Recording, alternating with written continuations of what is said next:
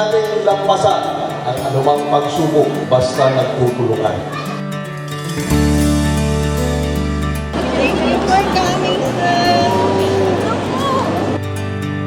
Why did we specifically ask for you and the board members to help our PWD? Kami po ang nagsasabi na sa inyo, sir, that this is a sector oftentimes neglected and marginalized. Meron po tayong mga laws, mga batas na nakakraft po supposedly to help them. Pero alam po namin lahat na kulang pa rin po talaga yung naibababa ng mga pondo at tulong sa kanila. Sabi nga nila, walang kulay politika ang mga nasasalanta. Kaya mas marami ang matutulungan pag tayo ay tutulungan. At kaya kami narito.